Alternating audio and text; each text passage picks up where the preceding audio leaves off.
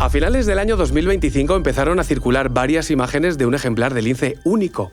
Su coloración blanca, fruto de una alteración de la pigmentación, despertó interés no solo por tratarse de un caso poco frecuente, sino por el contexto en el que se produjo. Y es que el lince, durante muchos años, era una especie escasa. Por tanto, esa extraña variación física nos habla y verifica un escenario muy distinto al de hace apenas 2 décadas. Este episodio optimista y anecdótico nos sirve para entender la trayectoria del lince ibérico, especie cuya historia moderna está marcada por el retroceso territorial, la fragmentación de población y una dependencia casi absoluta del conejo autóctono. De ocupar amplias zonas de la península ibérica, pasó a sobrevivir en núcleos aislados del sur de España, como Doñana, Montes de Toledo o Sierra Morena. Hoy, más que un vestigio del pasado, es una especie cuya recuperación puede medirse, mapearse y observarse de nuevo. Soy Federico Cardelus, periodista y divulgador. Y yo soy María José Rubio, historiadora y escritora. Y esto es Despierta tu curiosidad, el videopodcast de National Geographic, cada viernes en tu plataforma de audio favorita. Y disfruta en el mes de grandes felinos de la fuerza, belleza y supervivencia de leones, tigres y leopardos. Cada domingo a partir de las 6 de la tarde, del 1 al 22 de febrero, en el canal National Geographic. La historia del lince ibérico no trata simplemente de un depredador circunstancial dentro de la península ibérica, sino que responde a una larga trayectoria evolutiva. Su presencia se debe a cambios climáticos y a un aislamiento progresivo del extremo suroccidental de Europa. Durante el Pleistoceno, los ancestros del lince ibérico quedaron aislados en la península, donde dieron lugar a un nuevo linaje adaptado a condiciones de clima y vegetación muy concretas. Hablamos de una divergencia como especie ocurrida entre 2 y 1 millón de años. Y ahí debemos detenernos un instante. El llamado hoy Lynx pardinus fue científicamente descrito en 1827 por el zoólogo holandés Conrad Temminck como Felis pardina. Y es el único felino endémico de la península ibérica. Además, es uno de los carnívoros con distribución natural más restringida de toda Europa. Si nos fijamos en su hábitat, vemos que se desarrolló en paisajes mediterráneos abiertos y en bosques poco cerrados. ¿Y qué tenían de especial estos lugares? Refugios naturales, zonas de cría y sobre todo su principal presa, el conejo europeo. Es sorprendente porque la relación entre ambas especies coincide casi exactamente con las áreas de mayor abundancia de conejos. De hecho, a diferencia de otros carnívoros, el lince no desarrolló una dieta diversa. Básicamente, su supervivencia dependía del equilibrio entre cobertura natural y disponibilidad constante de alimento. Y es justamente esa especialización extrema lo que nos explica su posterior vulnerabilidad. Durante muchos siglos, el lince se extendió por amplias zonas de la península ibérica. De hecho, existen referencias indirectas en crónicas medievales y tratados de caza que describen su presencia en el sur y el oeste del territorio.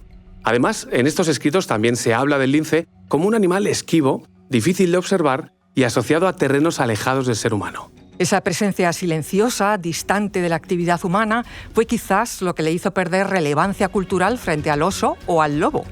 Sin embargo, el gran cambio llegó a partir del siglo XIX.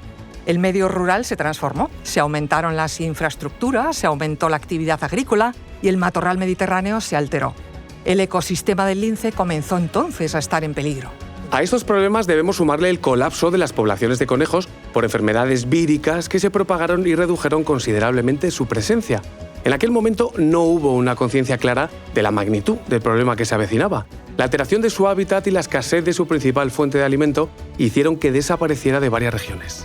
Y esto es muy curioso porque, a diferencia de otras especies, el declive del lince ibérico fue poco documentado. Pasó relativamente desapercibido durante décadas, sobre todo si tenemos en cuenta ese carácter silencioso en el paisaje nacional. El censo del lince solo fue preocupante cuando su ausencia fue más que evidente, en especial cuando los primeros estudios sistemáticos cuantificaron la población.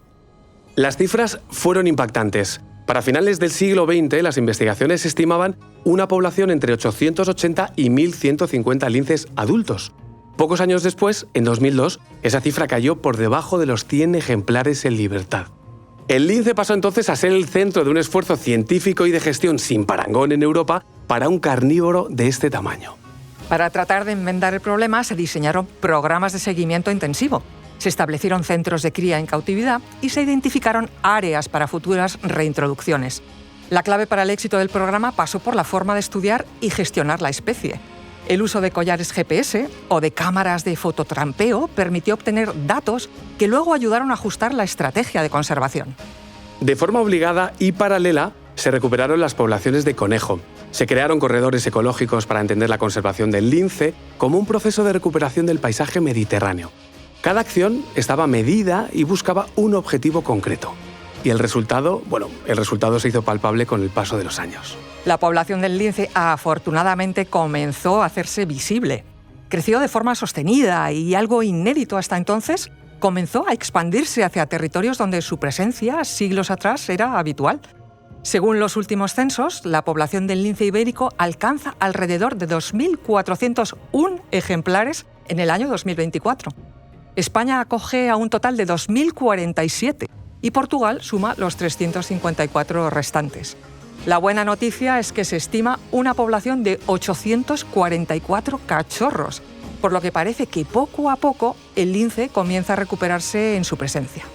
Y ese éxito, claro está, depende de los miles de profesionales y de una coordinación institucional sostenida en el tiempo. Programas europeos como LIFE, las comunidades autónomas y el trabajo científico de equipos como la Estación Biológica de Doñana, del CSIC, han sido decisivos. Todo ello ha convertido la recuperación del lince ibérico en un referente en la biología de la conservación. Y aquí, en este nuevo escenario, se empezaron a observar situaciones que durante décadas fueron absolutamente impensables. Entre ellos, el registro de especímenes con rasgos poco comunes. En concreto, a finales de 2025 se hizo viral una imagen de un lince con una coloración blanca muy inusual. La explicación más extendida fue al principio la de una alteración de la pigmentación conocida como leucismo.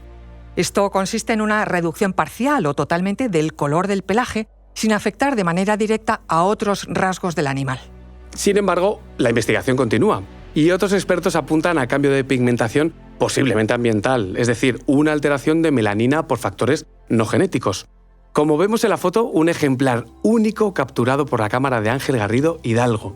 Y aunque no hay una teoría 100% confirmada sobre el porqué de su color, la imagen nos revela no una simple anomalía, sino la existencia de una población suficientemente numerosa como para que variaciones raras puedan ser observadas y documentadas. El lince comienza a tener una presencia sólida en el paraje mediterráneo.